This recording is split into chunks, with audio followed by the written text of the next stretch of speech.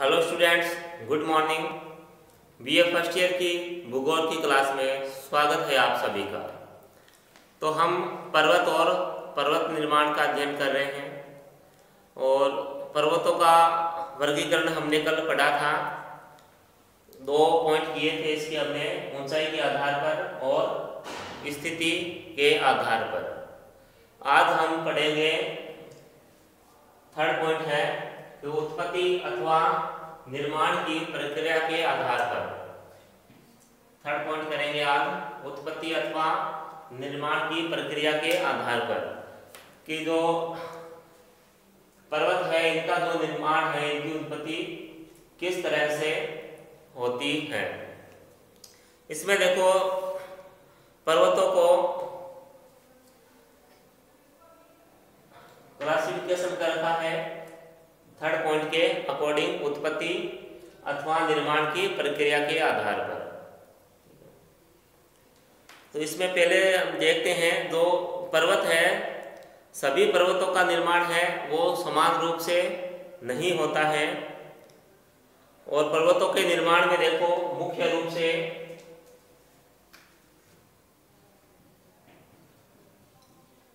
संपीड़न बल,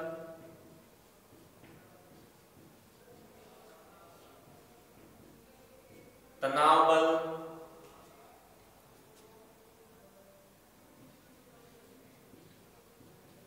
ज्वालामुखी से निस्तृत पदार्थ यानी ज्वालामुखी से निकलने वाले पदार्थ और उभार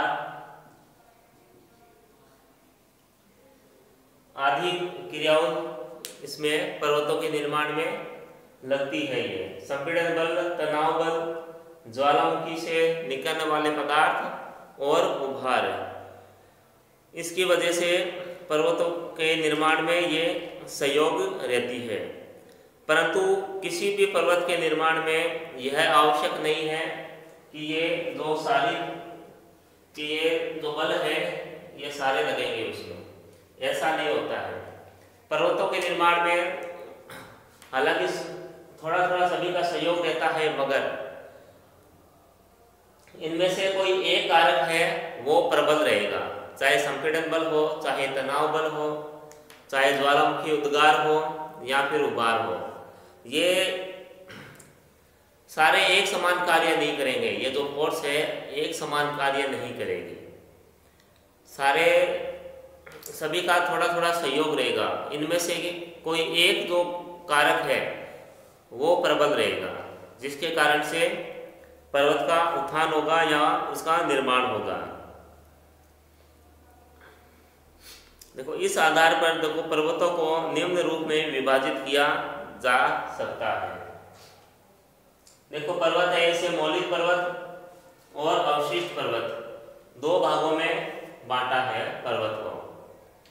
तो पहले अवशिष्ट पर्वत है। तो अवशिष्ट पर्वत वो है जो काफी पुराने पर्वत होते हैं, जो अपरदन के कारण अपरदित हो जाते हैं, अपने वर्तमान जो इनके स्वरूप में परिवर्तन हो जाता है।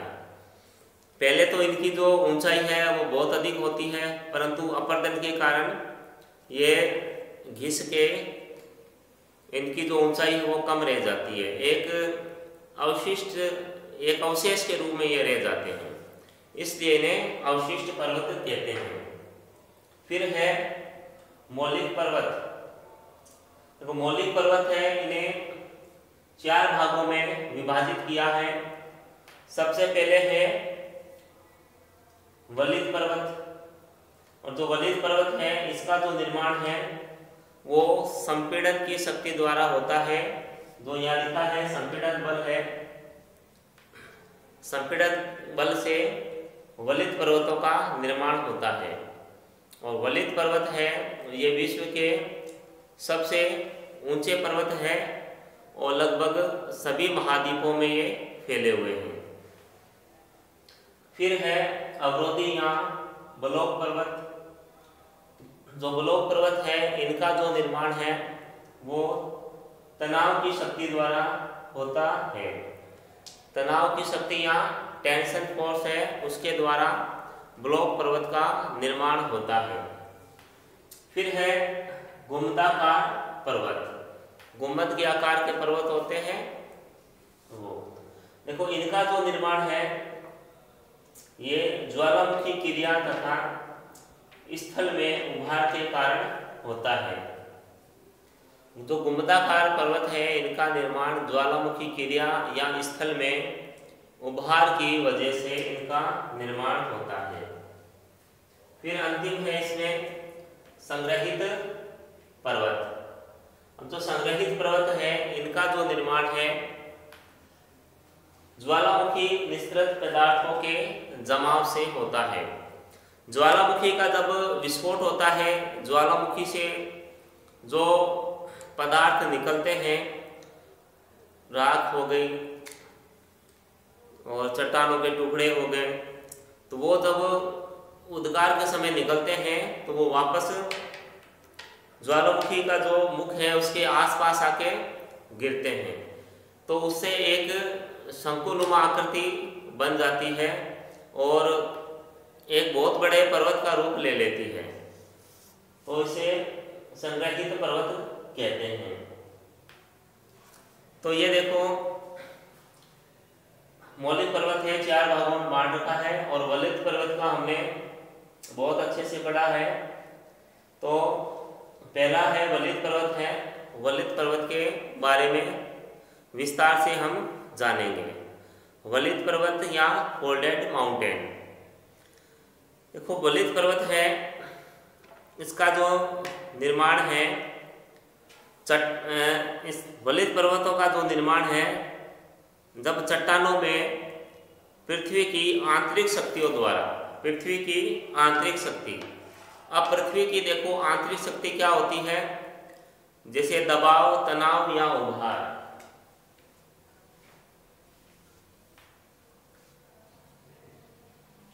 पृथ्वी की आंतरिक शक्ति,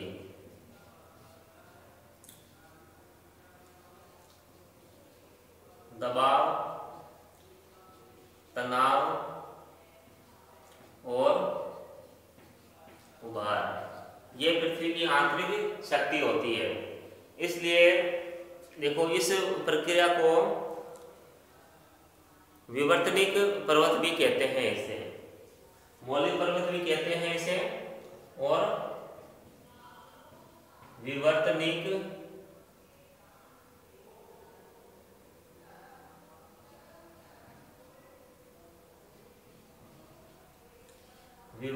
पर्वत भी इसे कहते हैं। विवर्तनिक इसलिए कहते हैं क्योंकि पृथ्वी की जो आंतरिक शक्तियां हैं, दबाव, तनाव और उभार, इस वजह से इसे जो मौलिक पर्वत है इसे विवर्तनिक पर्वत भी कहते हैं। अब देखो वलित पर्वत है, जब चट्टानों में पृथ्वी की आंतरिक शक्तियों द्वारा मोड़ या वलन पड़ जाते हैं तो उसे मोड़दार या वलित पर्वत कहते हैं।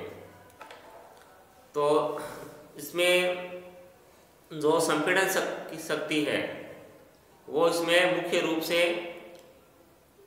कार्य करती है। जो संपीड़न बल है वो मुख्य रूप से इसमें कार्य करता है। और जो वलित पर्वत है ये विश्व के सबसे विस्तृत पर्वत है और सबसे ऊंचे पर्वत है विश्व के, और ये प्रत्येक महाद्वीप में पाए जाते हैं। जैसे 7 महाद्वीप हैं, 7 महाद्वीप में ये पाए जाते हैं वलित पर्वत, और नवीनतम पर्वत माने जाते हैं, वलित पर्वत है ये नवीनतम पर्वत माने जाते हैं। ये जो महाद्वीपीय किनारों पर उत्तर से दक्षिण या पश्चिम से पूर्व दिशा में पाए जाते हैं। जो हिमालय है, हिमालय का जो विस्तार है वो पश्चिम से पूर्व की ओर विस्तार है हिमालय का।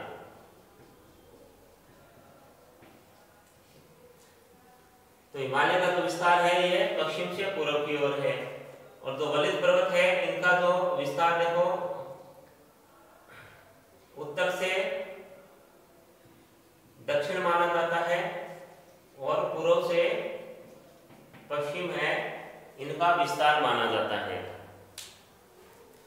उदाहरण के लिए जैसे हिमालय है,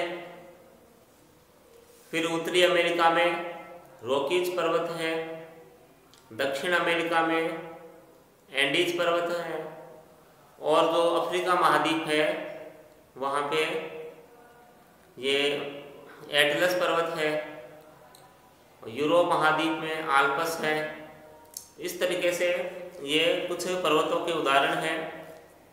और इनके विषय में कल बताया था आपको, जैसे हिमालय पर्वत है विश्व का सबसे ऊंचाई पे स्थित पर्वत है, सबसे अधिक इसकी हाइट है विश्व में। माउंट एवरेस्ट है विश्व की सबसे ऊंची चोटी है जो नेपाल में स्थित है। इसकी जो ऊंचाई है माउंट एवरेस्ट की 8,848 मीटर है। और उसके बाद जो एंडीज पर्वत श्रेणी है उसकी जो लंबाई है वो विश्व में सर्वाधिक लंबी श्रेणी है, लगभग 7,000 किलोमीटर इसकी लंबाई है एंडीज पर्वतमाला की। जो एंडीज पर्वतमाला है दक्षिण अमेरिका के पश्चिमी तट पे स्थित है, उत्तर से दक्षिण दिशा की ओर है। इसके बाद जो वलित पर्वत है इनका भी वर्गीकरण किया गया है। और इनका जो वर्गीकरण है वो वलन के स्वभाव के आधार पे किया गया है। वलन के स्वभाव से मतलब है तो कई बार जो वलन होता है वो धीमा भी होता है, स्लो होता है काफ़ी, और कई बार जो वलन है वो तीव्र होता है। तो इसमें जो साधारण वलित पर्वत है, देखो साधारण वलित पर्वत है, वलित पर्वत को बांटा गया है साधारण वलित पर्वत, और सेकेंड है जटिल वलित पर्वत। अब देखो साधारण जो वलित पर्वत है उसमें जो फोर्स लगेगा, जो वलन की क्रिया होगी वो धीमी होगी। और उसके बाद जैसे जटिल वलित पर्वत है इसमें जो वलन की क्रिया है वो तीव्र होगी, यानी जो संपीड़न शक्ति है उसकी तीव्रता पर जो वलन पड़ते हैं पहाड़ों में वो निर्भर करते हैं संपीड़न बल पे। इसके बाद है इसके देखो जो वलित पर्वत है आयु के आधार पर इनका वर्गीकरण किया गया है, इनकी एज के अकॉर्डिंग किया गया है। देखो आयु के आधार पर युवा वलित पर्वत दो भागों में बांटा है। पहला है युवा वलित पर्वत, फिर है परिपक्व वलित पर्वत। अब जो युवा वलित पर्वत है इस प्रकार के वलित पर्वतों की विशेषताएं उन पर होने वाली अपर्दन क्रियाओं से पता चलता है। अपर्दन की क्रियाएं देखो वायु द्वारा होती है, जल द्वारा होती है, हिमानी द्वारा होती है। हिमानी यानी हिम की जो नदियां हैं उनके द्वारा ये प्रक्रिया होती है, जो हिमशैल होते हैं उनके द्वारा होती है, और जो सागरीय जल है समुद्री जल है उसके द्वारा भी अपर्दन की क्रियाएं होती है। तो ये जो अपर्दन के जो अलग अलग कारक हैं जो अभी बताए हैं इनका पुस्तक में आगे विस्तार से अध्ययन हम करेंगे। तो जो अपर्दन की क्रियाओं की मात्रा के आधार पर जो पर्वत है उनकी अवस्था का पता चलता है। अगर जो पर्वत है उस पे अपर्दन की क्रियाएं अगर कम हुई है तो वो नवीन वलित पर्वत माना जाता है। और अगर अपर्दन की जो क्रिया है वो अगर पर्वत पर अधिक हुई है तो वो पुराना पर्वत होगा। यानी अगर जितना पर्वत पुराना होगा उस पर उतनी ही अधिक अपर्दन की क्रियाएं होगी, उतना ही अधिक वो उसका घर्षण होगा, उतना ही अधिक वो घिसा जाएगा।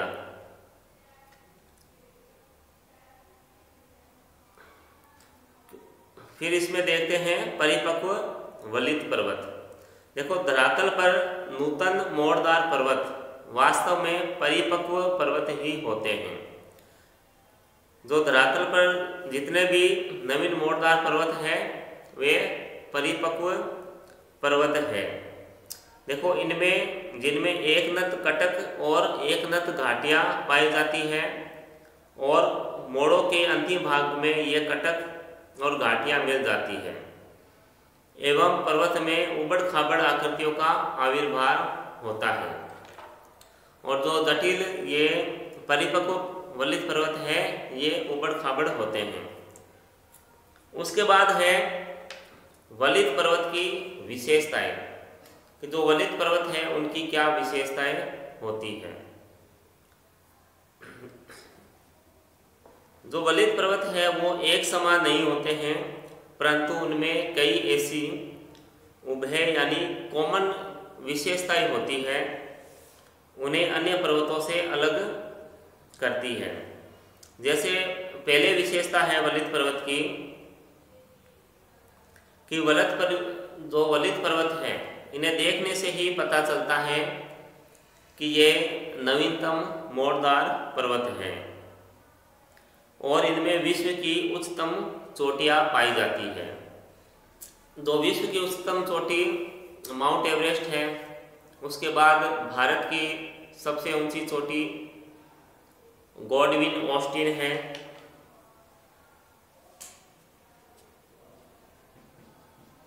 भारत की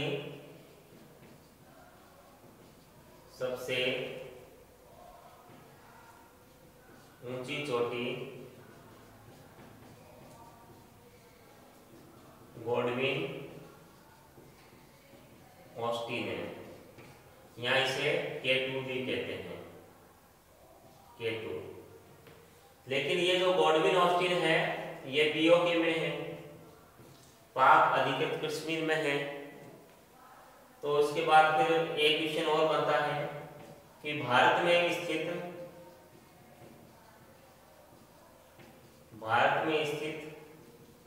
भारत की सबसे ऊंची चोटी। तो भारत में स्थित भारत की सबसे ऊंची चोटी है कंचनजंगा।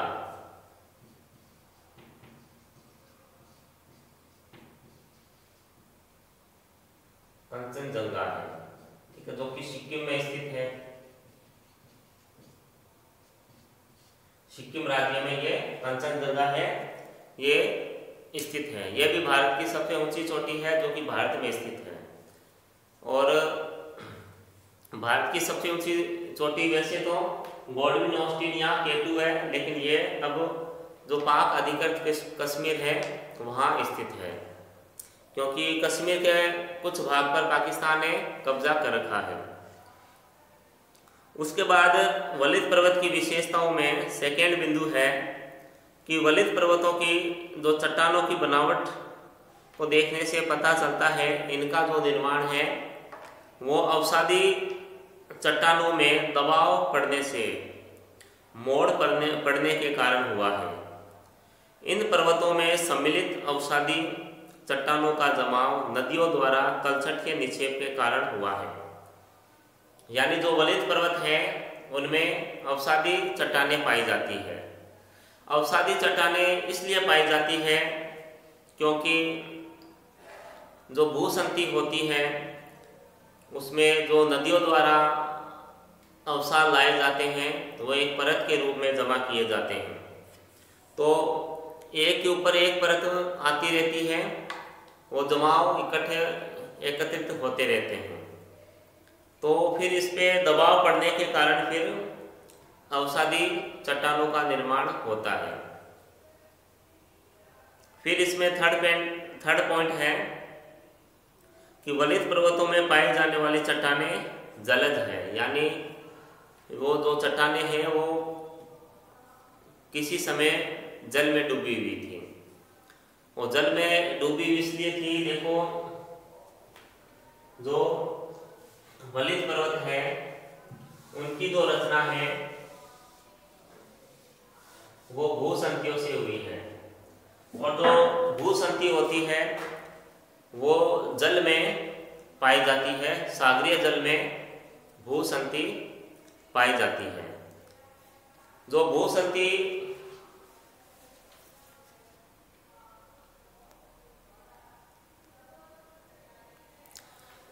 भूसंति है, भूसंति का निर्माण देखो सागरीय जल में होता है। भूसंति का निर्माण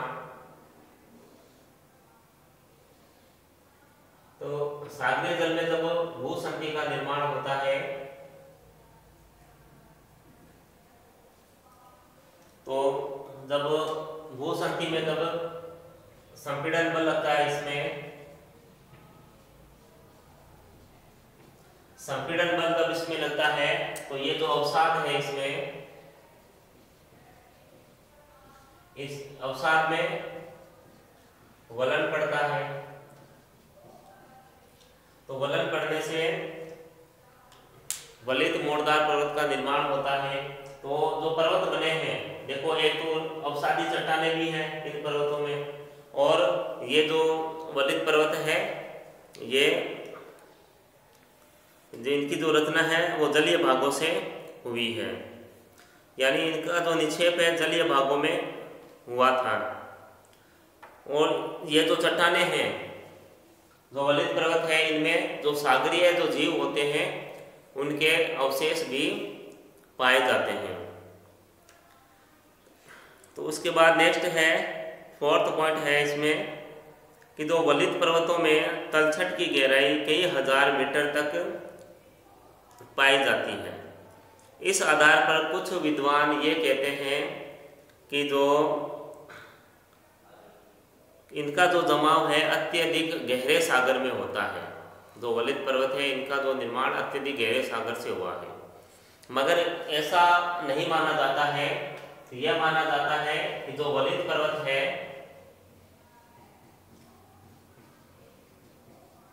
देखो, वलित पर्वत है वो उथले सागरों से बने हैं।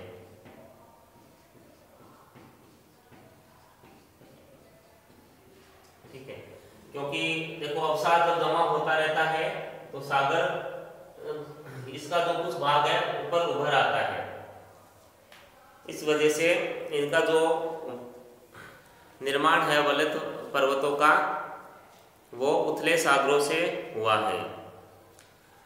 फिर नेक्स्ट बिंदु है, नेक्स्ट पॉइंट है, पांचवा बिंदु है वलित पर्वत की विशेषताओं में कि वलित पर्वतों का जो विस्तार है वो लंबाई में अत्यधिक है परंतु चौड़ाई में बहुत कम है। अब जैसे इसने उदाहरण दिए हैं, बहुत से पर्वत है, जैसे रॉकीज पर्वत है, लंबाई अधिक है मगर चौड़ाई कम है। जो एंडीज पर्वत श्रृंखला है, लंबाई तो 7000 किलोमीटर है मगर चौड़ाई इसकी कम है। उसी तरीके से जो हिमालय है उसकी भी लंबाई अधिक है लेकिन चौड़ाई बहुत कम है। और हिमालय की जो देखो लंबाई है पश्चिम से पूर्व जो लंबाई है हिमालय की 24-14 किलोमीटर है। ठीक है, लेकिन इसकी जो चौड़ाई है उत्तर से दक्षिण वो 402 किलोमीटर है। चौड़ाई है केवल उत्तर से दक्षिण है 402 किलोमीटर है, यानी इसकी जो चौड़ाई है वो बहुत ही कम है। जबकि लंबाई देखो इसकी हिमालय की, ये हिमालय की बात चल रही है, एग्जाम्पल हिमालय के लिया है। हिमालय की जो लंबाई है पश्चिम से पूर्व 2414 किलोमीटर है और चौड़ाई उत्तर से दक्षिण 402 किलोमीटर है हिमालय की। यानी जो वलित पर्वत है वो संकरे होते हैं, लंबाई में तो अधिक होते हैं मगर चौड़ाई में वो संकरे होते हैं।